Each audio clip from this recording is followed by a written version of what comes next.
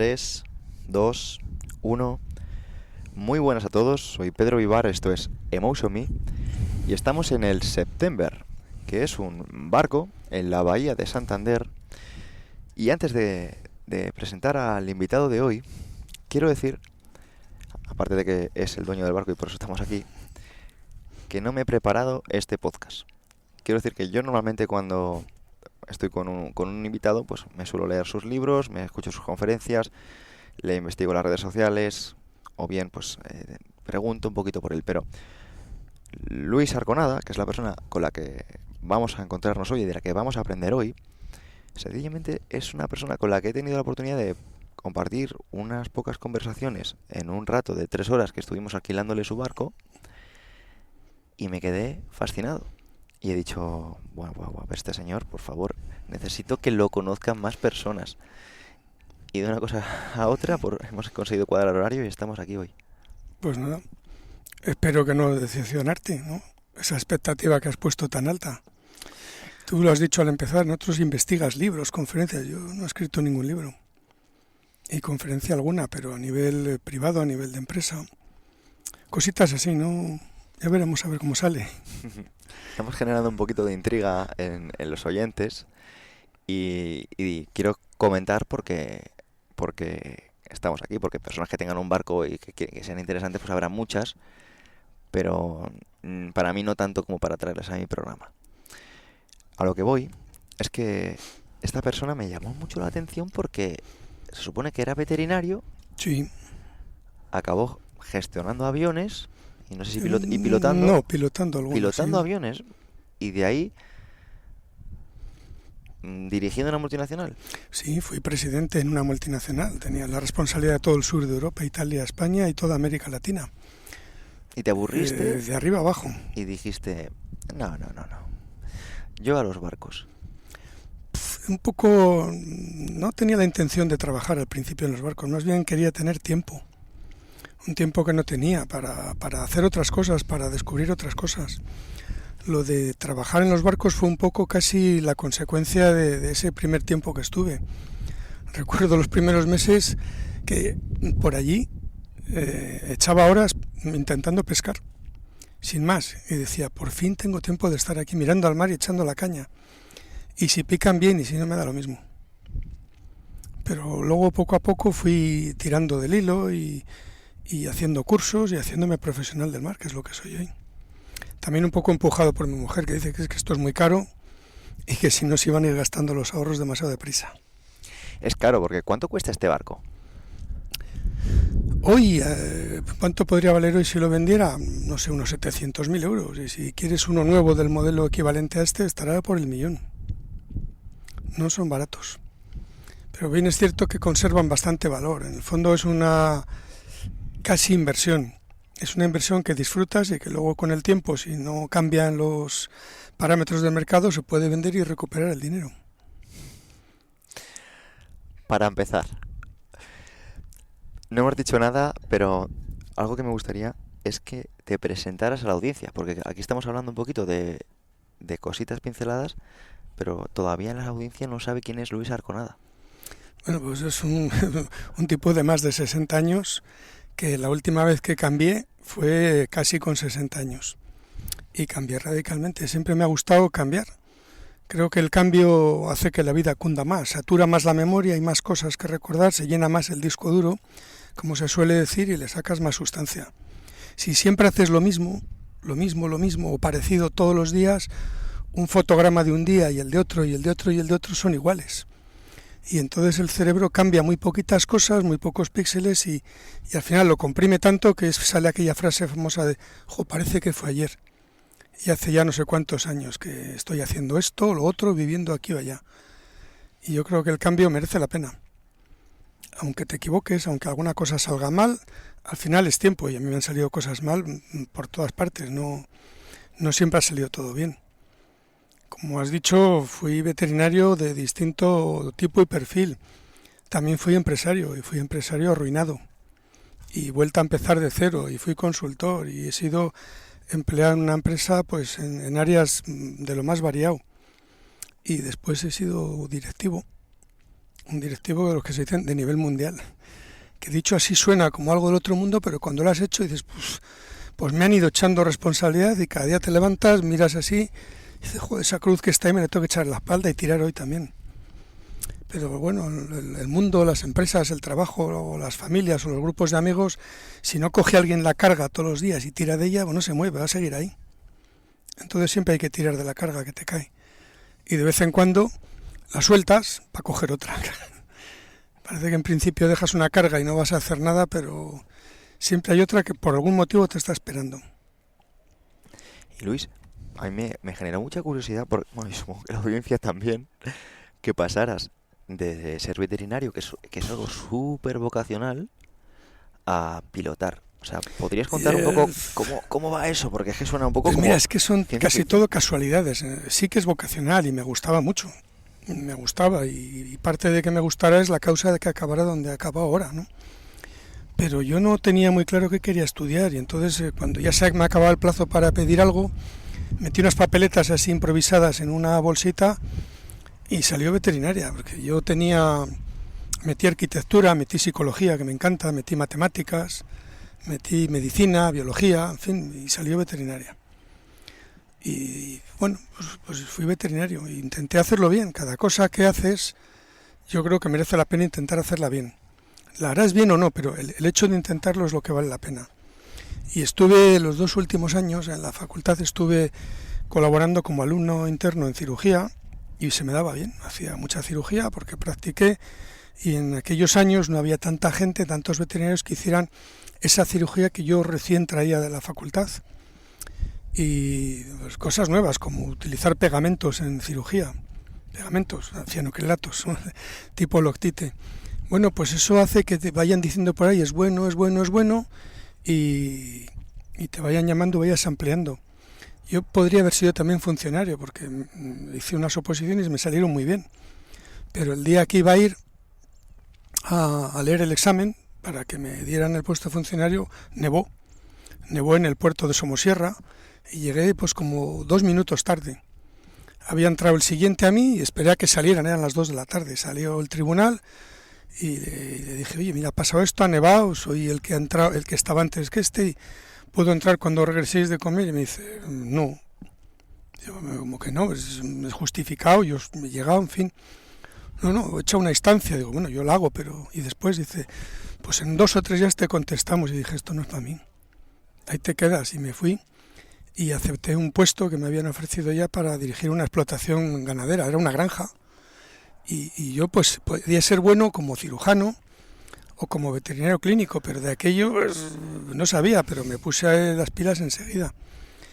Y bueno, recuerdo también que cuando cerramos la entrevista y el acuerdo, según salimos por la puerta, me dice el que era administrador de la empresa, hoy se llamaría CEO, ¿no? Dice, oye, por cierto, no me he fijado, ¿qué años tienes? Y le dije, pues los que tenía, que creo que eran 22 o 23. Dice, no, entonces no puede ser, no, es que eres demasiado joven para esto. Y yo, bueno, ¿por qué? No, es que hay muchos empleados y son gente muy así, difíciles de llevar y vas a estar aquí solo dirigiendo esto. Yo, pero hombre, me habías dicho que sí, que era todo correcto. Pues que me da no sé qué. Y digo, hagamos una cosa, yo me quedo 2 meses o 1 o 3, lo que veas tú necesario, me pagas el mínimo mientras sigues buscando y en cuanto te des cuenta que valgo, firmamos el acuerdo definitivo. Dice, bueno, vale. Y así fue y ahí estuve un tiempo. Y entonces de hacer cirugía clínica pasé a dirigir una empresa con tierras, con vacas, con fábrica de leche, con comercialización de leche. Y estuve ahí hasta que decidieron cerrarlo con aquella época del abandono de la producción. Y entonces ya cuando has empezado a dirigir algo, parece que lo siguiente es menos difícil. Y bueno, dejé aquello porque no tenía futuro y estuve en un departamento de una empresa de alimentación animal, como 1 año. Y no me gustó nada, no me gustó porque no me gustaban los jefes o ese rollo. Y entonces tuve que fui una consultoría con unos amigos, estuve consultando y uno de los clientes era una empresa grande que había hecho, ahora se llama concurso de acreedores, y entonces era suspensión de pagos. Y había que asesorarles para resucitarla. Y yo pues la cogí desde desde el principio, desde rehacer todos los aspectos más técnicos, porque era una empresa que tenía producción de piensos y de animales y demás, hasta los de empresariales, los de marketing, los de desarrollo de mercados y todo. Y una de las fábricas que vendía se la vendimos a un amigo mío que la compró a condición de que yo entrara como socio. Y yo, con el ánimo de ayudarle y de seguir, dije que sí, y me metió en esa rueda, me cogí esa cruz, esa carga sin darme cuenta casi, y tuve que dejar todo lo demás y dedicarle todo el tiempo del mundo a eso, porque me pilló justo la crisis de casi de los 90 o por ahí, en aquellos años, en los cuales los tipos de interés que pagábamos por bienes de equipo, por una inversión de estas, eran del 25%.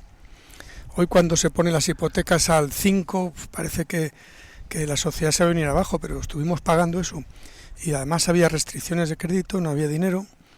Y te decía el banco, bueno, como sois de fiar, tú tira de los números rojos en la cuenta para financiar clientes y ya está. Pero claro, eso costaba un 30%. Eran años de locura. Y bueno, pues, estuvimos con ese trabajo como 3 años y pico. Y me arruiné, era imposible.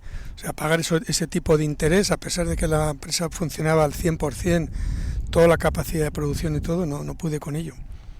Y entonces, ruina, embargo de mis cuentas, de mis bienes, de la nómina de mi mujer, y vuelta a empezar. Y empecé otra vez como consultor y asesor de empresas. Y cobrando solo si los otros obtenían un rendimiento de ello. Al cabo de 3 años, pues... no, igual menos tiempo haciendo eso. Quizás 2, no sé, bueno. Me llamaron de una empresa de Pamplona para un proyecto que tenían de organizar un sistema de mercado nuevo para ellos. Y bueno, como iba a tener un hijo, dije que sí. Pues acaso aquello de lo fijo, ¿no? Dije que sí, y allí estuve también 3 años, pero cambiando. O sea, en 3 años cambié de puesto, de responsable de desarrollo de un proyecto nuevo por toda España. Se llamaban Vente sur place, o sea, autoventa, con técnicos, con ingenieros, agrónomos, con veterinarios, a ser responsable de administración comercial, logística, compras y planificación de la producción. Así que cambié de despacho, cambié de trabajo dentro de una empresa, de sitio, de casa, de todo, ¿no? Y nada, pues un buen día, al cabo de los 3 años o así, me dice el presidente que me iba a contar algo, que podíamos comer, que tal, pues sí, vale. Pensé que ya me tocaba, porque dijo, es que me voy a la holding a Francia y te voy a presentar al nuevo. Y pues aquí no hay más, ya el techo está ahí, no hay más, a pesar de todo lo que hacía. Y nada, ese mismo fin de semana, después de que me lo contara, había un anuncio en Burgos, donde estaban mis padres, de una empresa para dirigir una empresa de material eléctrico y demás. Y fui, me entrevistaron y dijeron, pues sí, pues vale, pues venga. Y dije que sí. Y así fue, ¿no? Y en ese grupo estuve mucho tiempo, pero también cambiando. Después de 10 años de dirigir esa empresa y aumentarla mucho su tamaño y su resultado, pues me mandaron a Madrid a dirigir la holding, y de allí los mismos me dijeron que medio mundo. Y entonces esto, yo cuando me dicen, ¿y cómo de veterinario llegas para ahí? Pues mira, me he saltado pasos. No te he contado cuando lo de llevar un avión, un 707, esas cosas, pero es que es como cuando vas en carretera, yo creo que te lo dije el otro día. Tú vas conduciendo de aquí a Madrid y estás por el puerto de Somosierra y ahí va, pero ya he pasado Aranda. Pues no te enteras, vas a tus cosas, vas y no te das cuenta de en qué punto has cambiado de un ámbito a otro y estás haciendo cosas y simplemente procurando hacerlas bien. Que a veces no es más que te echan algo encima, te lo proponen, dices que sí y ya está. Así que he intentado resumirlo en breve, pero bueno, pues hay más cosas, hay más historias. Bueno, evidentemente has resumido súper breve. Sí. Y aún así, bueno, pues nosotros te agradecemos el esfuerzo. Y yo he apuntado unas cuantas cositas. Sí, y a mí me llama muchísimo la atención unas cuantas cosas. Yo entiendo tu inteligencia a nivel técnico, ¿vale? Porque eso al final, bueno, estudias lo que te dicen y demás y te preparan para lo que supone que es una labor. Pero a nivel de inteligencia emocional, para ver las cosas y tomar las decisiones y no quedarse únicamente en lo que sabes, sino a nivel de respuestas y reacciones a las circunstancias cuando no salen cuando las tienes previstas en la cabeza, ya los hacías muy joven. Yo creo que sí. Yo muchas veces pienso, ¿yo qué tengo para que me hayan empujado a donde he estado, no a esos puestos? Y yo creo que la clave es la inteligencia emocional. El, el pensar siempre qué quiere la gente, el ponerme en su lugar, la empatía. Yo creo que tengo hasta demasiada a veces, no sé. Y pues pienso que esa es la característica. Siempre el buscar gente que vale la pena para el trabajo, que vale la pena para la pandilla, que vale la pena para la familia, pues creo que eso es una clave. El saber buscar la gente y quizás es la clave y a la vez es ¿cómo diría yo? El problema, ¿no? El intentar satisfacer a todos, el intentar agradarles, no defraudarles. Y eso pues te hace trabajar mucho y mucho más, especialmente cuando te dan una confianza. Eso tira de ti, ¿no? Cuando das confianza a alguien que tiene esa empatía, esas ganas de no defraudar y de estar bien, pues se deja la piel en hacer lo que sea. Digamos que con la empatía también no solo sabes cómo una persona se siente, sino también te da la posibilidad de leerles como personas, ¿no? Saber cuáles son sus necesidades, sus puntos débiles, sus carencias, y a partir de ahí pues un poco dirigir o gestionar. Sí, así es. A veces lleva mucho tiempo y no acabas de tener claro cómo es una persona, pero otras veces te das cuenta enseguida. No sé por qué, supongo que pues yo pienso que no se nace sabiendo esas cosas, que todo se aprende. Y yo creo que los distintos trabajos que he tenido me han dado la oportunidad de tener contacto de distinto tipo con muchísima gente. O sea, contacto con compañeros, contacto con subordinados, contacto con jefes, contacto con proveedores, contacto con clientes. El contactar con tanta gente, al final aprendes de todos. De todos aprendes aquí una cosa y otra y otra. Si te fijas, si pones atención, si intentas, ¿cómo te diría yo? Si intentas no defraudar, estás muy pendiente de los gestos, de si levantan la vista, de si se aburren, de si pierden el interés, de si mejora el interés, y eso creo que acaba por desarrollar esa cualidad. Me identifico mucho contigo y yo quiero preguntarte cómo gestionas entonces la mochila y la carga que supone estar pendiente de estas cosas. A veces sí que ha sido un poco complicado. Yo recuerdo los años de cuando estaba en la empresa que eran horas, o sea, es que estaba siempre contestando y me pasaban, yo les acostumbré al equipo de distintos sitios del mundo a que entendieran que yo podía estar en Asia o en Europa o en América y que antes de llamar me mandaran un WhatsApp, pero me lo mandaban a las 3 de la madrugada o a las 4 y si estaba despierto, si lo veía, decía, si necesitas hablar ahora es buen momento. Y al final te das cuenta que sí que es una carga y sí que es duro, pero no sé, creo que vale la pena. Oye Luis, hablando de esas cosas, habrá muchas personas que estén escuchando esto y digan, pero entonces, yo que he estudiado marketing y que he estudiado dirección de empresas y que he estudiado estas cosas, no estoy en ese puesto y este señor que ha estudiado veterinaria acaba ahí. O sea, ¿es acaso la vida injusta? ¿Es acaso... ¿Cómo me puede ir mejor en la vida? ¿Cómo puedo acabar prosperando? Pues yo creo que hay muchas personas que tienen conocimientos técnicos enormes y esto lo he visto en muchos ámbitos, desde el ámbito de la ingeniería en el mundo comercial, el ámbito de la economía, licenciados en económicas o en empresariales, gente de ADE, que en mi opinión les puede haber faltado la parte emocional, la parte de las personas. He visto carreras frustradas porque pensaban que porque dominan los balances y dominan una hoja Excel tendrían que ser directores de una empresa. Pero desde mi experiencia y por las personas que yo he colocado en puestos de responsabilidad en un país o en una gran empresa, no valoro tanto eso. No importa si un director general o un presidente no es un experto analizando balances, porque eso se aprende. Lo importante es que sepa tener al mejor lector de balances o al mejor economista como director financiero. Lo importante es que él sepa tener a los mejores ingenieros en cada puesto sea para procesos, para diseño o para lo que sea. Es decir, que yo creo que precisamente a veces uno piensa que el conocimiento técnico en economía o en derecho o en ingeniería te tiene que hacer director comercial o director general de un banco, de una fábrica o de una empresa de lo que sea, de tu ámbito técnico. Y no es así.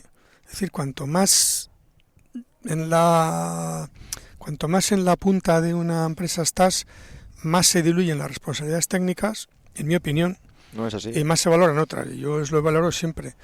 El otro día que iba con el coche que has visto, pues a veces lo pongo en BlaBlaCar. Sé que estaba estos días saturados los autobuses y llevé a un chaval que contestó, y el hombre pues había estudiado una de estas carreras técnicas, ¿no?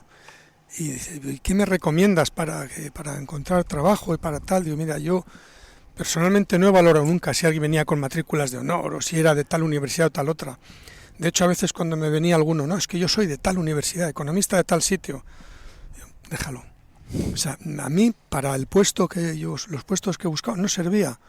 Probablemente el tío sería un contable extraordinario o un controller extraordinario, pero para puestos de dirección no. Y yo le dije a este muchacho que desarrollara sus cualidades de empuje, de salirse de su zona cómoda, que fuera al extranjero, que se soltara a hablar, que tuviera más inteligencia emocional, que la tuviera porque se puede desarrollar, no es algo que uno tenga de manera innata. Yo de hecho siempre he dicho que era muy tímido, ¿verdad? Que al final esto te va viniendo cuando lo entrenas, cuando fuerzas, cuando te sales de la zona de confort y encuentras a alguien que tira de ti. Hay un autor que se llama Naval Ravikant, que lo quiero apuntar porque hay personas que a lo mejor quieren profundizar en esto, y él comenta que lo que a día de hoy puede hacer una máquina, ya has mencionado antes que si balances, que si a lo mejor gestión de documentos, te convierte en prescindible y es muy probablemente que seas eliminado o sustituido. Y otro autor, y esto sencillamente pues para darle un apunte más, aunque yo creo que es redundante porque ya la gente lo debe estar sintiendo en sus propias carnes, es que si tu trabajo se puede automatizar o se puede llevar a Asia para hacerse más barato, búscate otro ya o fórmate en otra cosa porque vas a ser eliminado. Muy probablemente, pero también eso obligará a la gente. Al final se dijo con la revolución industrial, se dijo con la informática y se dice ahora con la inteligencia artificial y con tantas cosas. No ocurrirá tan radicalmente. Las personas al final se buscan la vida. Cambian y a veces no se cambia o uno no se adapta lo suficientemente rápido porque no está lo suficientemente desesperado. Totalmente. Las personas solemos cambiar o bien para buscar el placer o para evitar el dolor. Yo tengo una persona cercana que estaba opositando a bombero y me preguntó mi opinión y si creía que él se le iba a sacar. Y yo pues le dije que no le iba a contestar. Y me dice, no, contéstame. Y le dije, ¿estás seguro? Digo, mira, no te la vas a sacar y no te la vas a sacar por este motivo.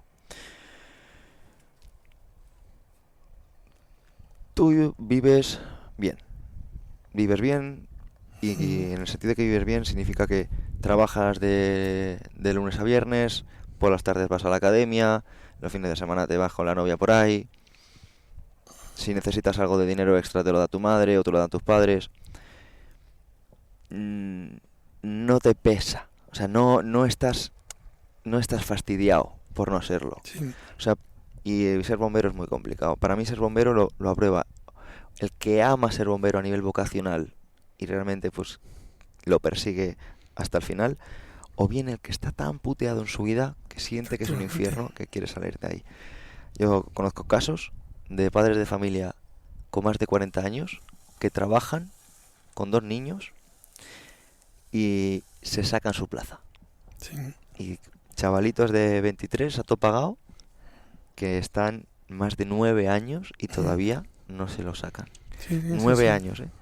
Entonces, no es una verdad agradable, pero yo creo que es bastante cercana. Sí, es cierto. Y además es extensible a las organizaciones o a los grupos, ¿eh?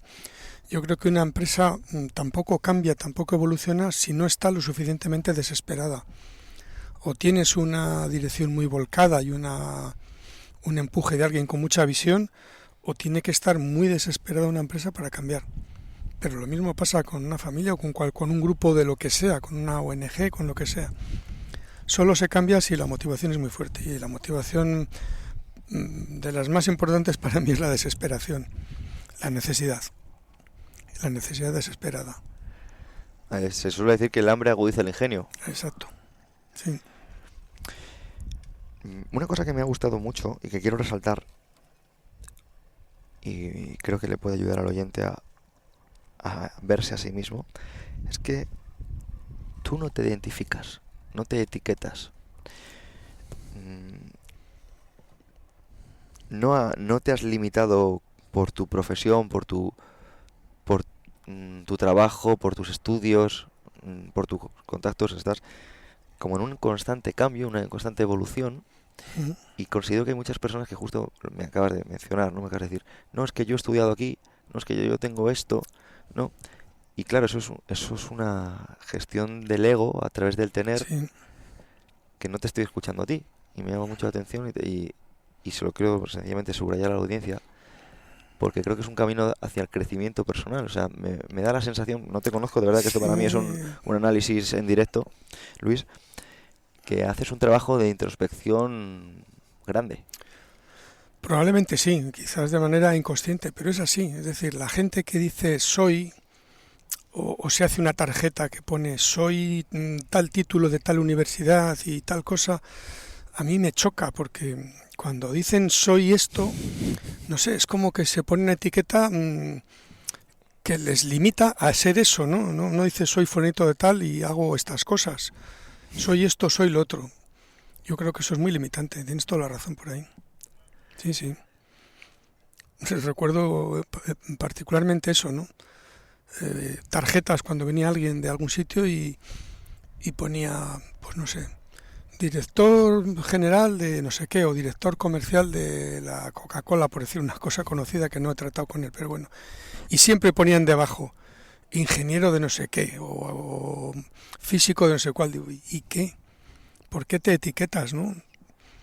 Como mucho dime cuál es tu responsabilidad, qué haces, pero etiquetarse de esa manera, pues no sé, yo muy pronto me quité las etiquetas de todos los sitios. Me encanta, me encanta, Luis, porque mira, yo no sé si la audiencia le está gustando, no sé la repercusión que tendrá esto. Yo estoy encantado contigo, me lo estoy gozando. Eso ya vale. Y mira, Para mí vale. Tenemos aquí a nuestros amigos que han venido. Aquí están Camilo y Eduardo. Poniéndose morenos ahí al sol. Y les veo muy atentos a lo que cuentas, así que yo ya con eso ya tengo el alma henchida. Mira, quiero preguntarte porque antes has mencionado un poco, muy de pasada, la importancia de entrenar el cerebro. Sí. Estuvimos hablando el otro día en el paseo de la visión que tenemos ambos de la importancia de entrenar el cerebro, y que el cerebro no es una cosa que está ahí y nos hace pensar y memorizar y cogemos estas cosas, sino que digamos que es como una capacidad de desarrollo del mismo que aún desconocemos. Y tú me contabas que tienes distintas herramientas para entrenar el cerebro, y me gustaría que las compartieras. Bueno, yo creo que el cerebro se le entrena sobre todo forzándole a aprender disciplinas en las cuales nunca has estado o ni siquiera eres bueno. Una de las cosas que hice en cuanto empecé a tener tiempo, en cuanto dejé el trabajo corporativo, fue ponerme a aprender a tocar el teclado. Yo soy muy malo para la música, tengo muy mal oído y no sé tocar, y que no me pidas que cante porque no sé. Pero aprendí a tocar el teclado, aprendí a tocar algunos temas clásicos y lo hacía decentemente bien. Y el motivo era simplemente forzar a mi cerebro a desarrollar movimiento con las manos, a asociar una mano con la otra, a crear vínculos nuevos, porque estoy convencido de que eso lo desarrolla en su conjunto. Es decir, no solamente desarrollas la actitud musical, sino que desarrollas la percepción abstracta, la percepción matemática, la sincronización, y además seguro que se generan sustancias en el cerebro que crean conexiones nuevas en otros sitios. Y lo mismo que eso hice con idiomas. Yo siempre, cuando he viajado, y he viajado mucho, he intentado dirigirme a la gente, a los equipos o con quienes he trabajado en su propio idioma. Lo he intentado y por cierto funciona muy bien. Particularmente en Italia se quedaron así un poco cuando un jefe español, a ver, ¿no? Acostumbrados a tener un jefe de la holding francés o tal, y de repente un español. Bueno, cuando yo me dirigí a ellos en italiano y tal, fue como percibí el relax en la habitación y la relación completamente con ellos. Y lo mismo he hecho en todos los países. Y hasta intenté aprender japonés y aprendí unas cuantas cosas que, por cierto, para los españoles es muy fácil, ¿eh? Cuéntanos, ¿por qué es fácil? Porque, por ejemplo, hay muy pocos idiomas en el mundo que tienen 5 vocales. Y uno es el castellano, A, E, I, O, U. Y el japonés es A, I, U, E, O, tal cual pronunciadas. Y alguno dirá, bueno, pero en italiano también. No, el italiano o el portugués tienen muchos matices de la A, de la E, de la I, de las vocales, pero muchos. No sé si en portugués hay 30 y tantos matices. En japonés solo hay 5 y la pronunciación es muy sencilla. Lo primero que aprendí a decir es no sé hablar japonés, por si acaso, ¿no? Y no se me olvida, se dice Watashi wa Nihongo hanasemasen. O sea, es así. Y aprendí cómo se dice hablas japonés, porque por si te preguntan, ¿no? Es lo mismo. Acaba en K, que es la interrogación, ¿no? Anate Nihongo hanasemasu ka. ¿Hablas japonés? Pues es fácil. Es fácil leerlo, es un imposible. Nunca he intentado aprender los símbolos ni nada de eso.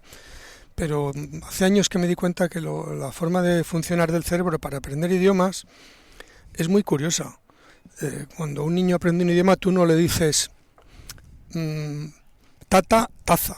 No coges un sonido en su supuesto idioma y se lo traduces a taza, ¿no? Haces así y dices taza. Y esa es la forma en que el cerebro aprende un idioma, asociando un concepto, una imagen, algo a un sonido. Y es buenísimo el cerebro en eso.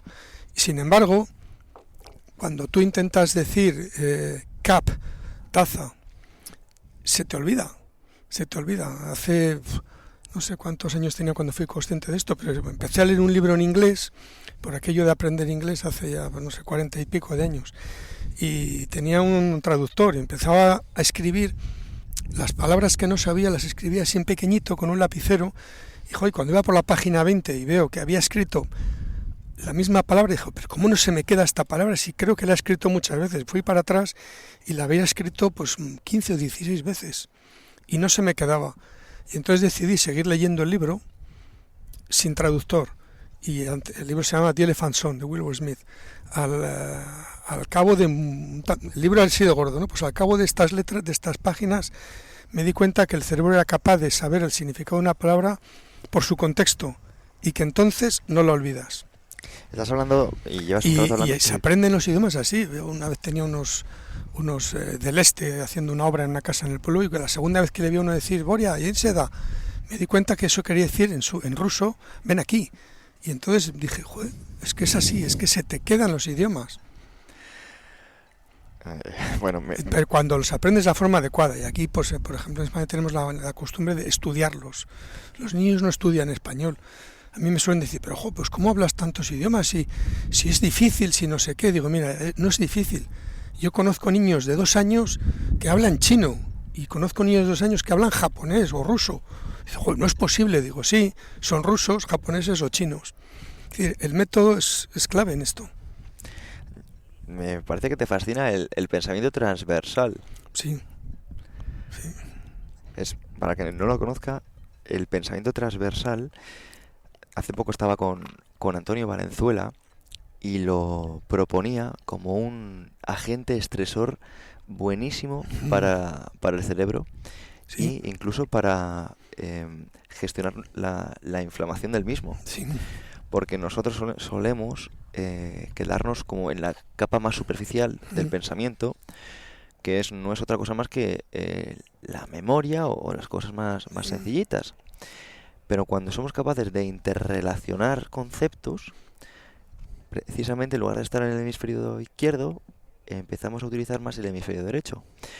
Y hay como una pequeña descompensación, porque cuando somos niños, lo que nos hacen es más seguir guiones y patrones, y no precisamente pues entender el por qué esto es así, ¿no? Sino que sencillamente esto es así, apréndetelo, esto es así, apréndetelo, y esto es así, apréndetelo, ¿no? Y claro, para llegar a este tipo de de ideas y de versiones, no lo sé tú.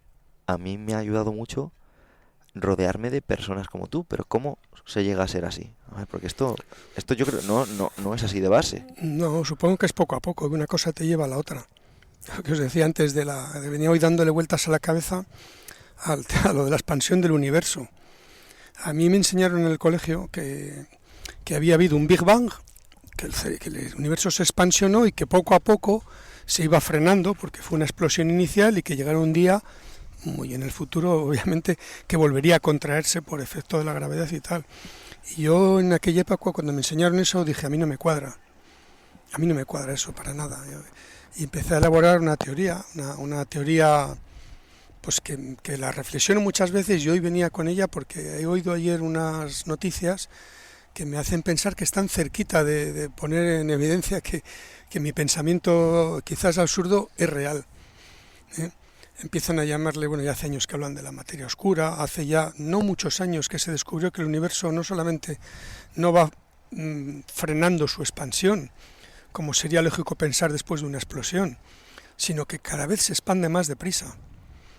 Y hay conceptos físicos como la gravedad que se conoce muy bien, se mide muy bien, se sabe muy bien, pero no tiene nadie ni idea de por qué es así, por qué la gravedad atrae.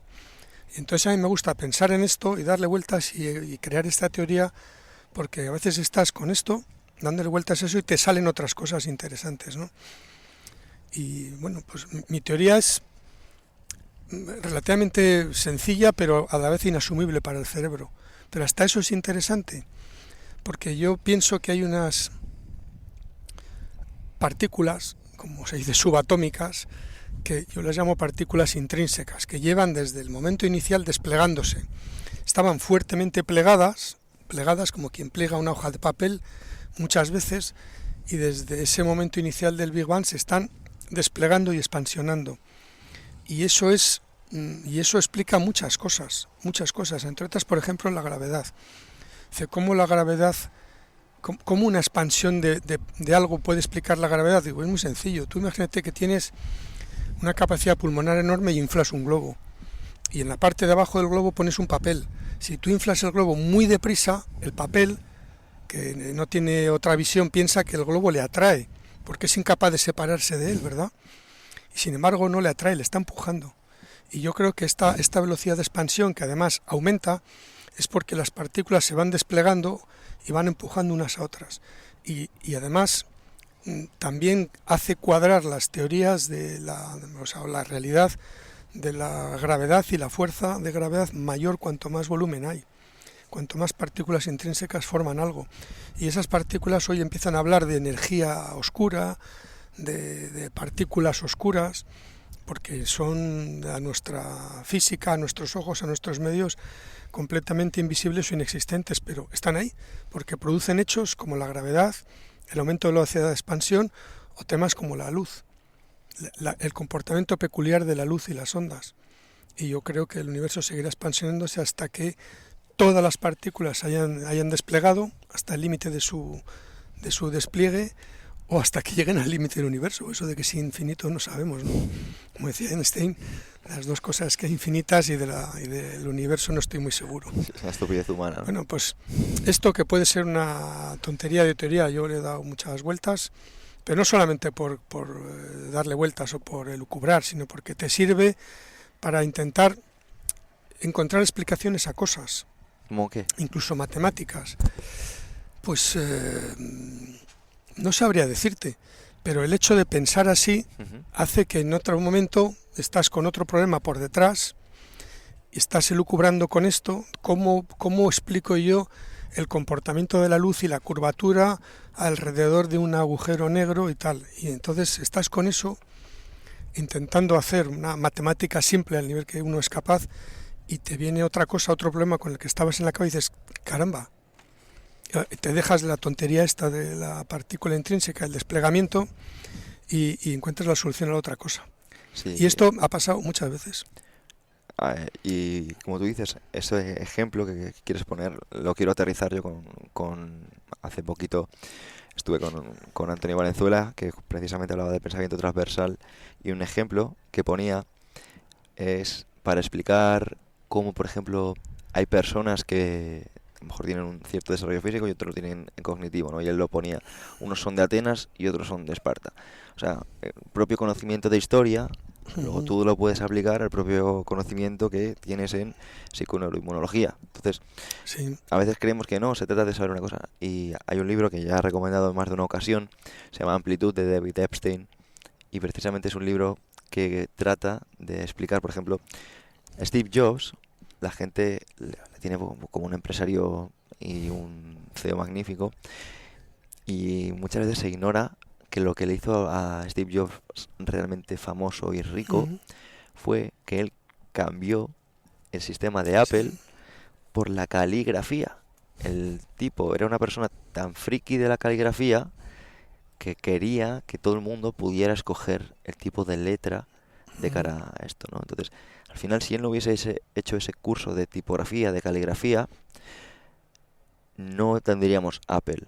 No es Curioso. cuestión únicamente de, oye, mira, yo sé mucho de Sí, sí. empresa, sino también ese poder de inteligencia transversal. Y aprovechando Sí. esto, porque es que comentabas antes en Entrenando el Cerebro cómo tocas el piano, cómo aprendes idiomas, y claro, habrá personas de tu entorno, seguramente, o no, que te digan, ya, pero Luis, ¿cómo? Yo es que soy muy mayor para cambiar.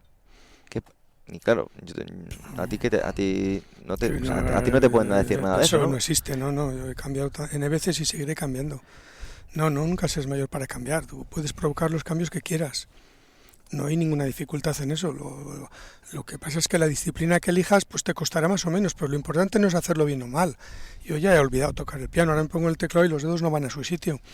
Lo importante es utilizar el proceso de intentar aprender esa nueva disciplina para que tu cerebro genere sustancias que crean conexiones nuevas. Ujú.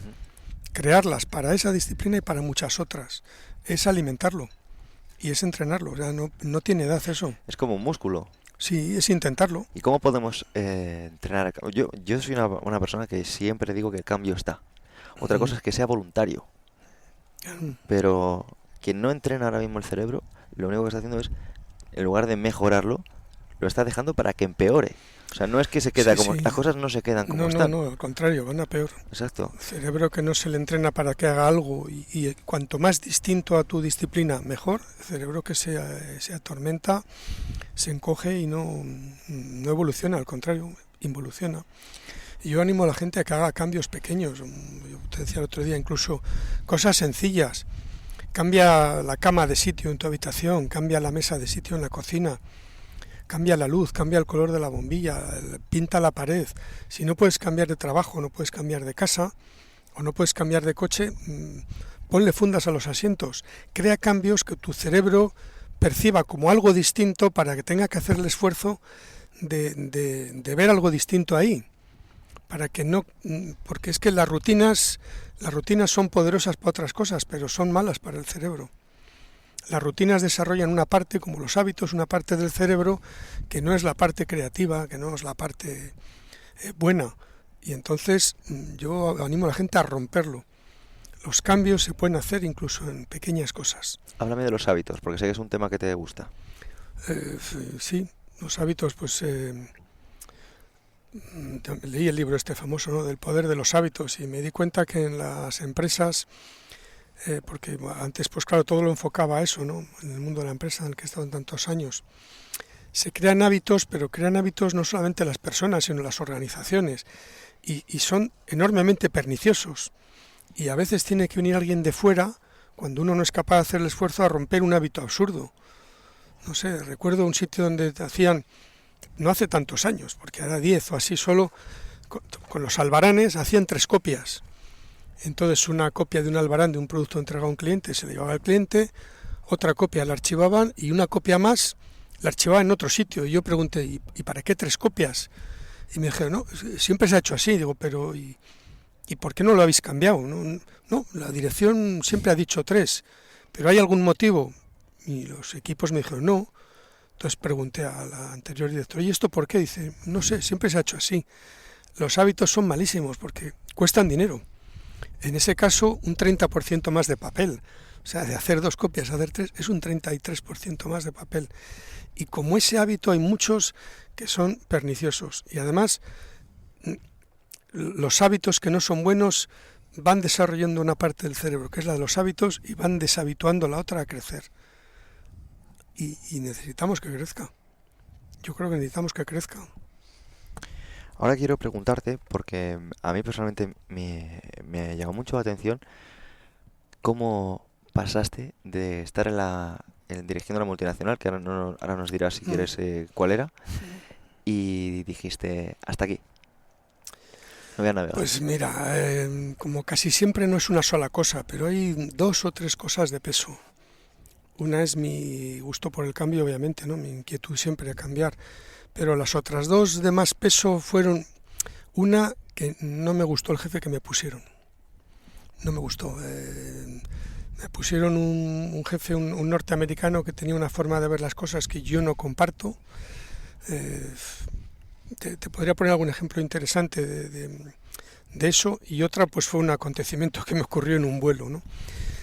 Por ejemplo, el americano yo era de la opinión de que la ética es una estrategia de empresa fabulosa y es muy rentable.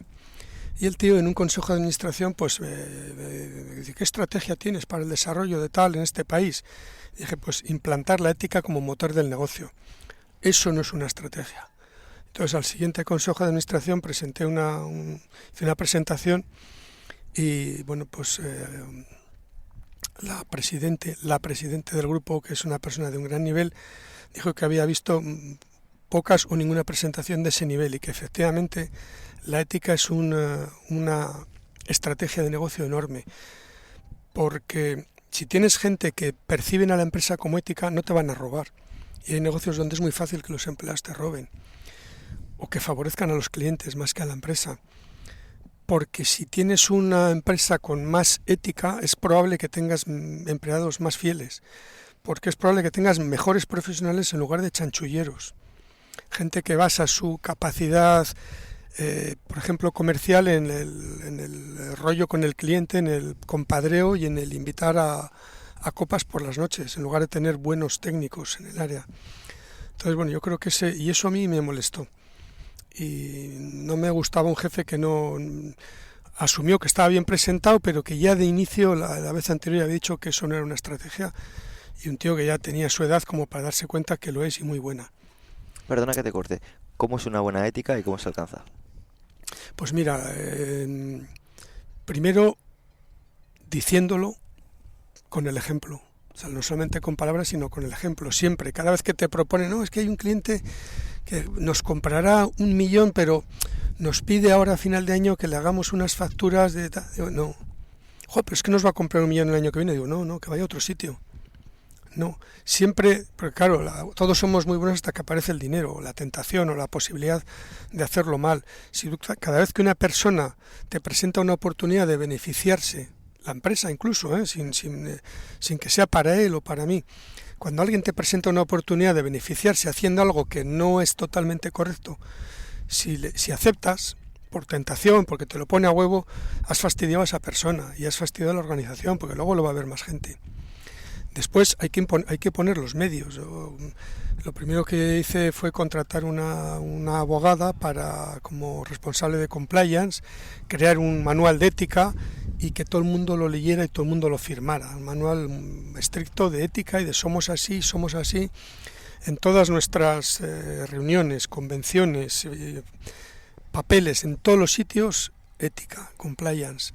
Hay que hacerlo bien, por el bien de la empresa. Y bueno, y por supuesto, cuando detectas un comportamiento que no se ajusta a lo que esperas, fuera.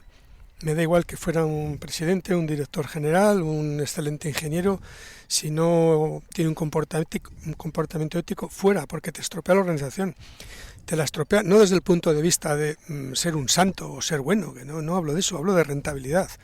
Te destroza la capacidad de negocio. Cuando tienes gente buena, gente que favorece a la empresa sin perjudicar al cliente, los márgenes mejoran sin tener que hacer chanchullos.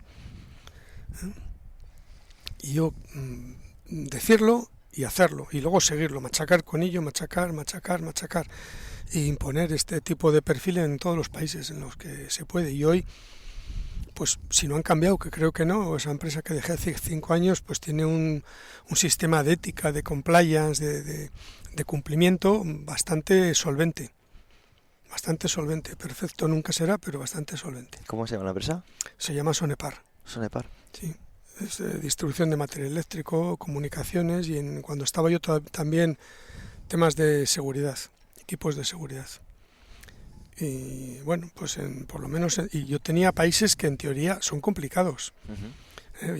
Bajo mi responsabilidad estaban todos los del área caribeña, también había alguna empresa en Miami, en Puerto Rico, pero todo el área caribeña, México incluido, o Brasil, o Colombia, muchos países donde se supone que es difícil, que hay mucho compadreo y mucha soborno y mucha corrupción, y son empresas modélicas.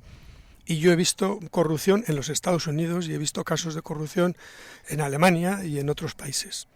Y en cambio no los he visto en estos de los que con tanta soltura se habla a veces no muy bien. Claro que hay problemas en esos países, por supuesto, y aquí, y en todos, pero dentro de la organización nuestra había un comportamiento excelente de las personas, gente feliz en el trabajo que lo hacía bien porque estaba convencido que era la forma de hacerlo y de que le saliera mejor. Qué bueno. Es así. Y de ahí... y la otra cosa que me disparó un poco el clic fue pues un vuelo, una desgraciada casualidad. Teníamos los consejos de administración de toda América, en esa ocasión se celebraban en Montreal, en Canadá, y yo tenía que hacer primero una gestión en México. Así que volé de Madrid a México. En México estuve por teléfono en el aeropuerto hablando con París, y de ahí tomé un vuelo a una ciudad interior de México donde tenía intención de facilitar la adquisición de una empresa en el área minera. La vi, hice mi trabajo y la forma de volver enlazando vuelos para Canadá era volar en un avión de negocios, un avión corporativo de los directores de una de las empresas en la que yo era presidente del consejo allí. Entonces volamos desde esta ciudad en el interior hasta McAllen, en el sur de Texas, y según llego a la aduana pregunta el hombre que está allí, ¿que dónde voy? Y yo inocentemente le dije, pues mire, aquel avión que está ahí de American Airlines es el que voy a tomar para volar a Dallas y de allí a Montreal, porque el piloto nuestro, como sabía que veníamos justo, ha hablado con él y está esperando. ¿Que dónde pretende ir? Me repite así de mala manera. Digo, perdone, no, si no lo he entendido bien, a tomar un vuelo a Dallas y de allí a... ¿Usted intenta ingresar ilegalmente en los Estados Unidos? Yo, no, ¿por qué?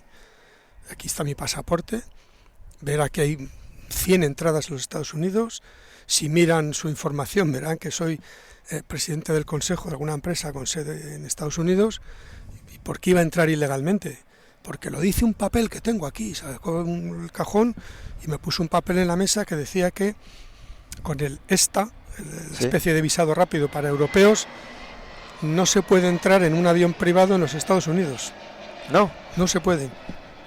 Y entonces pues el tío me echó una bronca, pues el piloto debería saberlo. Digo, discúlpele, el piloto no lo sabía porque nunca ha llevado europeos y él no sabe que nosotros volamos con un ESTA. El personal que le ha llevado son mexicanos que tienen visado para entrar en América. Bueno, pues nada, me ficharon, me interrogaron, de todo. Y ya cuando pensé que me iban a llevar a la cárcel allí, el de la aduana llamó al jefe, al responsable de ese puesto de aduana, y el otro se ve que no tenía ganas de venir. Y le preguntó, porque lo oyó el teléfono, ¿todavía está ahí el avión en el que ha ido? Y dijo, sí, está ahí, y el piloto también. Y le dijo que se vaya por donde ha venido. Así que me fui de vuelo volamos a Tampico, allí tomé un vuelo a Ciudad de México y de ahí a Montreal, o Montreal, como dicen ellos. Y todo ese tiempo yo dije, ¿pero qué hago aquí? ¿Qué hago aquí? Es que podía haber acabado encerrado ahí durante unos días hasta que se resolviera este mal rollo. Y luego pues pasas mal rato, porque cada vez que después, bueno, por cierto, costó casi 2 meses conseguir visados, Con la ayuda de los abogados de una de las empresas en Estados Unidos se gestionaron y puedo ir. Pero cada vez que voy, me cogen el pasaporte, le ponen un post-it amarillo que pone hard, vienen 2 tipos y me llevan al sótano y allí pues X tiempo. Entonces empezó a hacerse muy desagradable ir allí. Es que cualquier día pasa algo, no sé, o me pilla un un terremoto, como me pilló alguno, o algún incidente de estos. ¿Para qué? Yo creo que es el momento de cambiar. Y ¿Lo tomaste como una señal de la vida? sí, las otras señales, pues, no pues ya estaba rumiando, ¿no? Como se dice, por la cosa del jefe esto y algunos detalles más. Y eso. Pero ese dije, esto es como un clic. Vamos a empezar a moverlo. Y empecé a moverlo y bueno, en unos meses avisé con mucho tiempo para prepararlo todo y al cabo de unos meses ya me fui, además me fui del todo. No he vuelto a tener contacto, más que con amigos, con personas, pero no con la organización como tal cosa. Luis, te querría preguntar un montón de cosas más, sin embargo, al final por temas que ya tú ya sabes, vamos a tener que ir terminando y lo vamos a dejar en manos de la audiencia si les gustaría que pasaras otra vez por los micros, que sabes que a mí me encantaría. Pero antes de ello, me encantaría que te despidieras de la audiencia con una idea, un mensaje que quisieras que ellos se llevasen. ¿Cómo reducir todo a un mensaje? Pues yo creo que lo hemos hablado y lo hemos dejado claro. Hay que estimular el cerebro. El cerebro es una cosa que tenemos aquí dentro de la cabeza que tiene unas capacidades que no usamos y yo creo que hay muchas formas pequeñitas de estimularlo. Pues desde leer, porque cuanto más vocabulario tienes, más capaz eres de expresarte, hasta hacer pequeños cambios en tu vida. Yo, sobre todo, si alguien animo a hacer algo sencillo, son cambios. Pequeñitos cambios que le digan al cerebro que hoy no es igual que ayer o que antes de ayer. Me acuerdo que justo la última vez que estuvimos, me contabas que uno de los cambios más importantes que tú has percibido en las personas es que han reducido el número de palabras que ellas utilizan y que eso precisamente les está afectando a muchos ámbitos de su vida. Sí, es curioso, ¿no? No es que cuando uno es más inteligente usa más palabras, es que cuando tienes más vocabulario eres más capaz de expresar más cosas diferentes, más conceptos diferentes. Entonces, limitar tu vocabulario, limitar al escribirlo, limitarlo en la conversación diaria, te está haciendo menos inteligente. Y yo creo que uno de los problemas a los que la sociedad nos aboca con los mensajes rápidos y con los tweets cortos y con todo esto, es a una pobreza de vocabulario que crea un infradesarrollo del cerebro. Pienso que merece la pena forzarse a tener más vocabulario, a usarlo, a buscar cada día palabras que a lo mejor hacía tiempo que no utilizabas.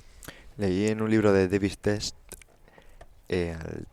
la teoría de la relatividad lingüística, también conocida como la teoría de Sapir-Whorf, que precisamente apoya todo lo que estás comentando, y lo vamos a comentar rápidamente. El idioma que tiene una persona, o sea, entendiendo el idioma por la capacidad, el lenguaje que esa persona utiliza, las palabras que esa persona utiliza, está directamente relacionado por cómo le va en la vida a esa persona. O sea, quiero decir que los franceses tienden a, los españoles tienden a, los italianos tienden a, los japoneses tienden a. Y no es que sea algo cultural, que también, sino también es nuestro lenguaje. Y se apoya también Wittgenstein, el filósofo germano, Ludwig Wittgenstein. Los límites de mi mundo son los límites de mi lenguaje. Y lo que tú propones precisamente es ampliarlo a través de la lectura, de los idiomas y de cosas que tenemos todos al alcance de nuestras manos. Fíjate, es curioso, a veces me sorprendo, me doy cuenta de que estoy pensando en algo y estoy elaborando ese pensamiento en inglés o en francés o en italiano o lo que sea. Y digo ¿qué hago yo pensando sobre esto en inglés? Pues seguramente es que, como dices, el idioma te permite elaborar o ser de una forma, no sé cómo decirlo, enfocar determinados temas mejor en un idioma que en otro. Claro, hasta el límite donde uno es capaz de usarlo. No, es así, y de hecho... Pero es verdad, puede ser la razón eso. Es así, y los alemanes, por ejemplo, tienen un sinónimo, o sea, no tienen sinónimos, no es como, por ejemplo, los españoles, que decimos amigo cuando queremos decir colega, cuando decimos compañero, y lo usamos como de una forma muy vacía, ¿no? Es como el hecho de... ¿no? Las palabras se utilizan con mucha familiaridad, con mucha vulgaridad. O sea, se utiliza felicidad cuando se quiere decir bienestar, se utilizan amistad, con mejor es camaradería, y son cosas que bueno, que Sí. parece que no, pero que poco a poco nos van encasillando y deberíamos ser más responsables con ello. Pues Luis, de verdad, ha sido un auténtico lujo estar aquí contigo, aprender de ti, conocer un poco más tu historia. Me quedo con ganas de preguntarte muchas más cosas, pero eso cuando quieras. lo dejamos a otra ocasión. Muy bien, muchas gracias. Para mí ha sido un placer. Todo un placer. Y que sepáis que Luis aprieta la mano muy fuerte. O sea, que se nota que esto de la marinería o de lo que sea que hagas, te pone en forma. De agarrar los cabos, las amarras. Sí, se te ve en forma, tío. Bueno. Ya hablaremos más, que me quedo con un montón de ganas. Hasta la próxima.